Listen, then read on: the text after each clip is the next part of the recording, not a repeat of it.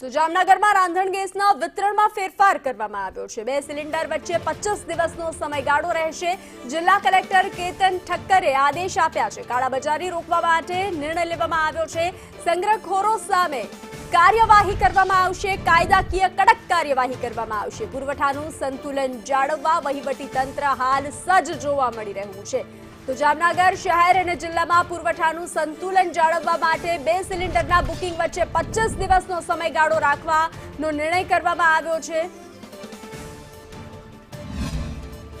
હાલમાં જ અમે અહીંયા જામનગર જિલ્લામાં સિટીમાં તપાસણી કરવામાં આવી હતી અને ત્યાં જે સ્ટોકનો જથ્થો જે છે એ જે ઓનલાઈન જે જથ્થો આપેલો હતો એ મુજબ છે કે એની તપાસણી કરેલી હતી અને જે જથ્થો છે એ બરોબર માલુમ થયેલો છે। ઘરેલું એલપીજીનો કોઈ બિનજરૂરી સંગ્રહ ના કરે અને જે લોકો પાસે પીએનજી જે છે પાઇપ નેચરલ ગેસથી રાંધણ ગેસ મેળવે છે તો તેમને હાલમાં ઘરેલું એલપીજી જે બોટલ છે બુક ના કરાવે, જેથી ઘરેલું એલપીજીની ડિમાન્ડ જે છે ઓછી થઈ જાય।